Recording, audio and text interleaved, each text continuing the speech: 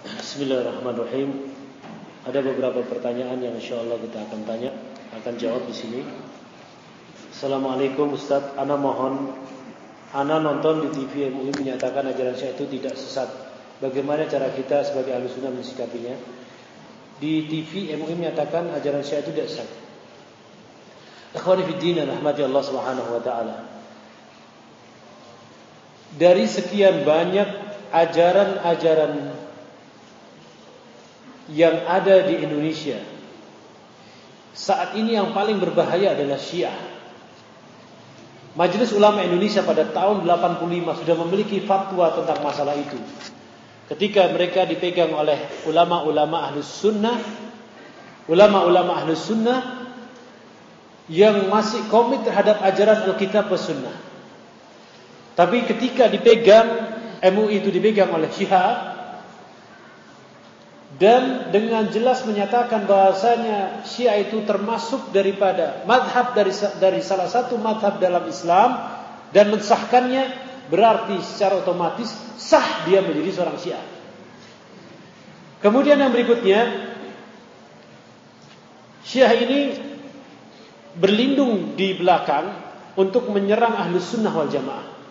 Oleh sebab itu, pendapat MUI yang ada di televisi itu hanya mungkin sosok tokoh yang ada di MUI, bukan pendapat mayoritas orang-orang yang ada dalam MUI. Di Sampang beberapa anggota MUI di Sampang dan sebagainya menyatakan bahasanya Syiah itu adalah sesat. Syiah itu adalah sesat. Pertama, kesesatan Syiah itu jelas. Akidah mereka berbeda, keyakinan mereka berbeda dengan Ahlus Sunnah. Dan setiap ajaran Ahlul Bid'ah itu selalu berkembang.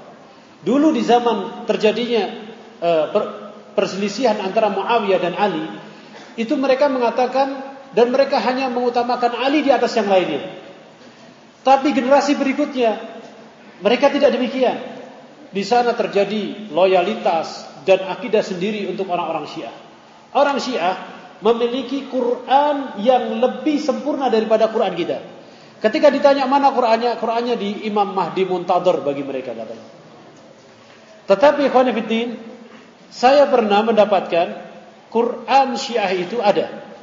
Ketika saya berkunjung ke Kuwait, saya mendapatkan Quran itu. Kebetulan saya masuk ke masjid, saya salah masuk masjid. Ya, mau salat zuhur kok tidak ada azan. Ternyata sama Ustaz Khalid Syamhudi, ternyata di masjid itu ketika kita intip tidak ada orang. Adanya sajadah yang ada di sajadah batu Karbala. Dan kita mendapati Quran mereka lebih tebal daripada Quran kita dan ditafsirkan dalam bahasa Persia.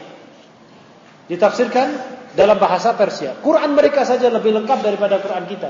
Berarti Qurannya sudah berbeda. Kemudian keyakinan yang berikutnya, mereka memiliki akidah tentang masalah a'immah. Imam-imam yang mereka miliki adalah maksum, terlepas daripada dosa, terbebas daripada dosa dan diampuni dosanya yang akan datang, yang telah lalu dan akan datang. Ada beberapa penyimpangan akidah Syiah, ada banyak sekali. Ya, dan itu bisa kita tafsirkan dalam kajian kita yang akan datang.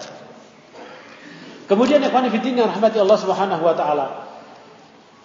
Salah satu imam Syiah mengatakan dalam buku mereka, dan ini merupakan salah satu khutbah mereka ketika bulan haji. Apa yang mereka katakan? Man zara qabra Husain yauma Arafah kaman hajja ila baitillahi alfa marrah. Mereka mengatakan, barang siapa yang menziarahi kuburan Husain di Karbala, kata mereka, di hari Arafah 9 Dzul Hijjah, maka ibarat dia telah berhaji 1000 kali. 1000 kali. Dan ingat, program pemurtadan Ahlus Sunnah kepada Syiah ini sudah semakin gencar. Yayasan-yayasan Syiah banyak sekali beredar. Dan yayasan Syiah yang mesti kita waspadai adalah IJABI, Ikatan Jamaah Ahlul Bait Indonesia. Dan itu menjadi satu ormas, organisasi masyarakat. Kemudian Syiah juga telah mengadakan Sitlatnas Nasional, silaturahmi nasional yang dihadiri oleh kurang lebih 800 yayasan 2 tahun lalu di asrama haji Pondok Gede. Bayangkan, Yayasan Syiah sudah mencapai 800 yayasan mengadakan silaturahmi nasional. Berarti Syiah sudah menyebar di negeri kita ini. Kemarin saya mendapatkan kabar ketika harga minyak itu naik, maka tentunya negeri Teluk itu menjadi kaya. Mereka menerima kurang lebih 3.000 mahasiswa Indonesia untuk belajar di kota Qom. Antum jangan daftar ya nanti ya. Ketika saya sebutkan demikian nanti belajar ke sana. Mereka belajar kota Syiah. Dan teman saya dari Nigeria mengatakan bahasanya kami ini sekarang kehilangan ahlu sunnah. Kenapa? Pemuda-pemuda kami datang ke sana untuk belajar Syiah. Tawarannya satu, rumah dan dizuatkan dengan zuat mut'ah. Bayangkan seorang kulit hitam Afrika zuat dengan orang-orang Persia. Luar biasa. Ya, itu luar biasa. Kemudian juga salah satu program mereka untuk memurtadkan ahlus sunnah dan umat Islam harus bangga menjadi umat Nabi Muhammad SAW. Bukankah Nabi kita SAW pernah bersabda bahasanya umatku, kullu ummati, setiap umatku yadkhuluna al-jannah illa man aba. Setiap umat Nabi Muhammad akan masuk surga kecuali yang menolaknya. Bukankah Nabi kita SAW dan kita patut bangga menjadi umat Nabi Muhammad, menjadi ahli sunnah wal jamaah, ketika Nabi Muhammad SAW mengatakan yadkhuluna al-jannah sab'una alfan min ummati bighairi adabin wal hisab. Akan masuk surga 70.000 golongan daripada umatku tanpa azab dan tanpa hisab. Harus bangga kita menjadi umat Nabi Muhammad SAW. Kemudian Nabi SAW dalam hadis diriwayatkan oleh Imam Abu Dawud dan Tabrani mengatakan tentang keutamaan umat Nabi Muhammad ini di atas umat yang lainnya. Hadis itu disahihkan oleh Imam Albani rahimahullah taala. Ketika itu Allah Subhanahu wa taala menanyakan, "Wahai Nuh, apakah engkau telah menyampaikan wahyu dariku?" Maka Nuh menjawab, "Ya, ballagtuhum. Aku telah menyampaikan ya Allah." Kemudian setelah itu apa? Ditanya umat Nabi Nuh, apakah benar Nabi Nuh menyampaikan risalah kepada kalian? Kemudian mereka menjawab, ma'atana nadhirun wala bashir. Kami tidak pernah didatangi oleh seorang nabi yang memberikan peringatan dan kabar gembira. Kemudian Nuh menjawab, sesungguhnya umat Nabi Muhammad akan menjadi saksi tentang risalah yang saya bawa. Ini menunjukkan keutamaan umat Nabi Muhammad SAW. Oleh sebab itu, program Syiah ke depannya adalah memurtadkan umat Nabi Muhammad agar mereka menjadi tasyayyu', menjadi Syiah. Dan sekarang sudah terjadi. Wallahu a'lam bissawab. Saya pernah mendapatkan ketika saya salat di haram, mendapatkan beberapa mahasiswa Indonesia yang salatnya sudah mulai tepuk tangan. Assalamualaikum. 1 kali tepuk laknat kepada Abu Bakar, 2 kali tepuk laknat kepada Umar. Dan mereka katakan Abu Bakar dan Umar itu sanamun min asnamil jahiliyah. Dan mereka mengatakan bahasanya, kalau seandainya kami menguasai kalian, maka pertama kali yang akan kita keluarkan adalah kuburan Abu Bakar dan Umar dari sisi Rasulullah SAW. Banyak sekali hal-hal yang menceritakan tentang masalah Syiah ini kajiannya sangat khusus sekali. Adakah sekolah yang bernama Salatiyah? Ada. Di Mekah ada. Dan bagaimana sekolah itu? Wallahu a'lam bissawab. Tapi sebaiknya kaum muslimin yakni menuntut ilmu di tempat yang jelas, yang memiliki kurikulum yang jelas, memiliki ijazah yang jelas, diakui oleh Kedutaan Republik Indonesia yang ada di sana dan juga diakui oleh Kementerian Agama di sini. Kenapa seorang doktor hadis Madinah di Jakarta yang sekolah menjabat MPR ikut membuang kepala kambing di pantai? Ini adalah hidayah dari Allah Subhanahu wa taala. Banyak orang yang belajar di Mekah, banyak orang yang belajar di Madinah. Dia menulis disertasinya sebagai seorang doktor, menukil perkataan Syekhul Islam Ibnu Taimiyah, menukil perkataan Syekh Muhammad Ibn Abdul Wahhab dan menasihati umat untuk kembali kepada ajaran mereka, tapi ketika sudah balik ke Indonesia lupa apa yang dia tulis. Banyak. Oleh sebab itu ikhwan fillah, tidak heran kalau mereka menuduhkan beberapa hal tuduhan dan tuduhannya tidak valid.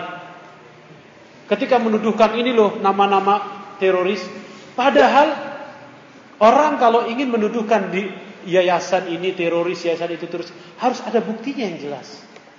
Dia sendiri ketika menulis nama yayasan-yayasan tadi, apa yang dia tulis dengan nama yayasannya salah. Seumpama yayasan A, pimpinannya adalah ini. Orang ini tidak pernah menjadi pimpinan yayasan itu dari dia dilahirkan sampai sekarang.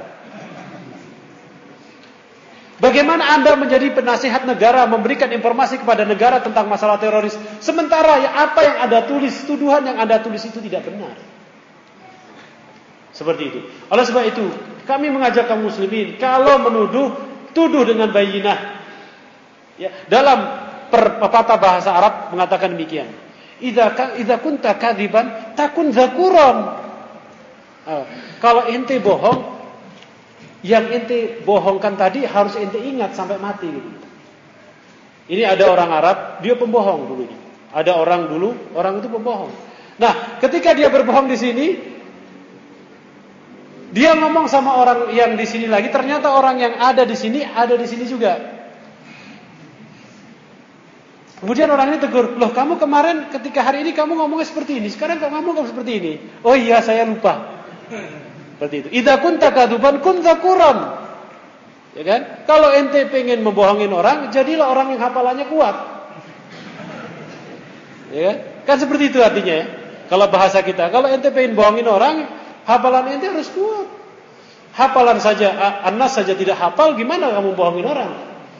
Seperti itu. Apakah merokok itu termasuk dosa besar? Merokok itu menghancurkan jiwa. Dan setiap yang menghancurkan jiwa itu adalah dosa. Dan wala tulqu aydiyakum ila tahluka. Jangan kalian campakkan tangan kalian pada kehancuran. Rokok itu tidak ada yang berguna dari A sampai Z. Batangnya, filternya terbuat dari bahan paralon. Kertasnya terbuat dari bahan kertas. Antum kalau tanya pada ahli kertas, bahan untuk memutihkan kertas ini apa? Ini bahan kimia semua. Oleh sebab itu ketika orang yang merokok, dia tidak batuk-batuk, rasanya enak sekali merokok, berarti paru-parunya sudah rusak. Kalau dia merokok dan belum batuk-batuk, paru-parunya sehat. Makanya orang yang tidak pernah merokok, dikumpulkan sama orang merokok, itu biasanya sesak dan dia tidak bisa terima. Dan merokok ini sudah diperingatkan oleh pemerintah. Saya mengambil perkataan pemerintah. Merokok itu dapat mengganggu kesehatan Anda, menyebabkan jantung, impotensi, apalagi kemandulan dan sebagainya. Itu pemerintah sudah ngomong demikian. Ya, berarti itu mengandung bahaya yang luar biasa. Oleh sebab itu jauhilah rokok, buanglah rokok. Ya, dan alhamdulillahirabbil alamin, banyak sekali negara-negara yang berhasil memerangi rokok ini. Tetapi negara kita belum berhasil memerangi rokok. Rokok itu menjadi satu pendapatan yang luar biasa di negeri kita ini. Coba, siapa yang kaya di negeri kita ini? Yang kaya adalah pengusaha pabrik rokok. Siapa yang punya gedung yang tinggi-tinggi di Jakarta Jalan Sudirman adalah pengusaha pabrik rokok. Coba kaum muslimin tidak merokok sehari, maka akan bangkrut perusahaannya secara otomatis. Seperti itu. Bagaimana caranya membongkar kesesatan praktek dukun, sihir, kesesatan kiai yang menggunakan praktek dukun, sihir dan lain sebagainya? Gampang sekali. Yang seperti ini banyak sekali. Dan antum perlu ingat, banyak sekali pesantren di tanah Jawa, tanah leluhur, mengajarkan ajaran-ajaran seperti ini. Kalau pengen mengungkap maling, maka tulislah di telur tulisan ini dan itu, terus celupkan di air, maka di situ akan kelihatan siapa yang mencuri. Kemudian kalau ini seperti itu diajarkan di beberapa pesantren-pesantren dan itu adalah ilmu sihir. Saya pernah jalan-jalan di Perpustakaan Nasional Republik Indonesia di lantai berapa? 3 lantai 4 mencari Kitabul Hadl Ibn Hibban. Pada waktu itu saya temukan primbon dalam bahasa Jawa yang asli itu mengajarkan ilmu sihir dan ternyata ajaran-ajaran itu ada di sebagian pesantren-pesantren kita. Ada di sebagian pesantren-pesantren yang ada di tanah Jawa.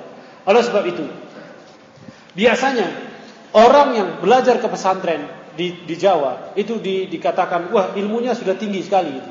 Artinya ilmu sudah tinggi sekali, dia bisa ngilang, dia bisa mencari barang hilang, dia bisa mengobati ini, bisa mengobati itu ilmunya sudah tinggi sekali. Ilmu di sini bukan dia kembali kepada Al-Quran dan Sunnah, tidak, tapi bagaimana dia mempelajari hal-hal yang mistik seperti ini. Itu yang mereka maksudkan. Kemudian, Assalamualaikum, benarkah hadis bila seorang wanita mau dipoligami akan mendapatkan payung Siti Fatimah di akhirat? Hadis ini adalah hadis yang dhaif. Hadis ini adalah hadis yang dhaif. Banyak riwayat-riwayat yang dhaif yang menerangkan tentang keutamaan satu amalan. Intinya masalah poligami ini ada babnya sendiri dan ada keutamaannya sendiri dan ada perintahnya sendiri. Dan pembahasannya mungkin akan dibahas pada kesempatan-kesempatan yang tersendiri. Wallahu alam, karena banyak sekali orang yang melakukan poligami ini lebih pandai membahas tentang masalah poligami daripada saya. Assalamualaikum warahmatullahi wabarakatuh. Ana baru mengetahui kalau film superhero adalah yang sebenarnya film sihir. Iya. Film superhero adalah film sihir.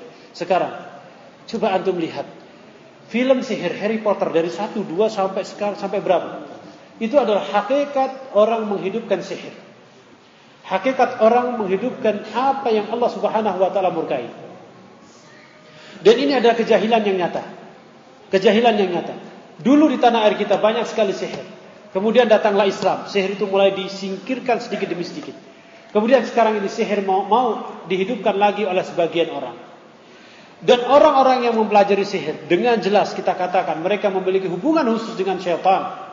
Hubungan khusus dengan syaitan. Oleh sebab itu, orang-orang yang mempelajari sihir memiliki perilaku-perilaku yang tidak jelas, aneh.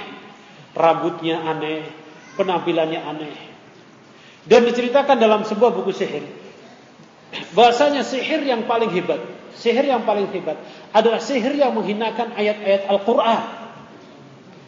Jadi, di salah satu buku sihir saya baca, ada sihir yang sangat mandi sekali. Apabila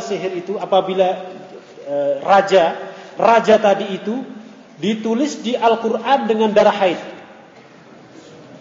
Jadi itu sihir yang paling hebat. Itu sihir dari tubuh, ya. Itu tolasimnya tadi, Al-Quran dia robek, kemudian dia tuliskan tolasim tadi, raja-raja tadi di Al-Quran dengan darah haid.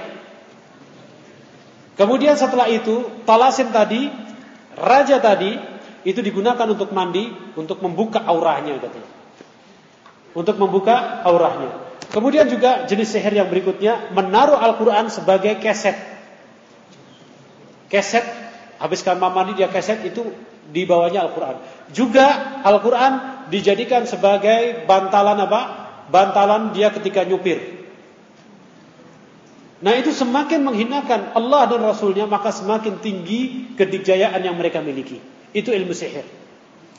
Kemudian ada bentuk yang lainnya, ilmu-ilmu sihir yang lainnya, dan itu halus sekali seolah-olah itu daripada Islam. Ini juga bentuk daripada ilmu sihir. Ini bentuk daripada ilmu sihir. Meskipun baca selawat sekian kali, kemudian tasbih tahlil sekian kali, ini sekian kali, kemudian habis itu dia tidak makan ini dan tidak makan itu juga bentuk daripada sihir. Karena apa? Karena syaitan ingin tahu manusia ini taat kepadanya. Ketika taat kepadanya, dia akan berkhidmah, memberikan khidmah kepada syaitan tadi. Kemudian yang berikutnya, film superhero itu adalah pembelajaran yang menggerogoti generasi bangsa ini, menjadikan anak-anak kita tidak percaya diri. Di sana ada kekuatan lain selain Allah Subhanahu wa taala. Harry Potter, Superman, dan superhero yang lainnya. Ya, bahkan di sebagian di televisi Saudi, pemutaran film-film superhero itu diharamkan. Pemutaran film superhero itu diharamkan. Ya. Kemudian juga kartun-kartun yang bersifatkan superhero itu diharamkan. Tapi ikhwan fillah, pertelevisian kita tidak jeli di dalam masalah ini. Kita tutup sampai di sini dulu. Mudah-mudahan bermanfaat. Kita akan bertemu lagi pada kesempatan-kesempatan yang akan datang insyaallah taala. Subhanakallahumma bihamdika asyhadu an la ilaha illa anta astaghfiruka wa atubu ilaik. Assalamualaikum warahmatullahi wabarakatuh.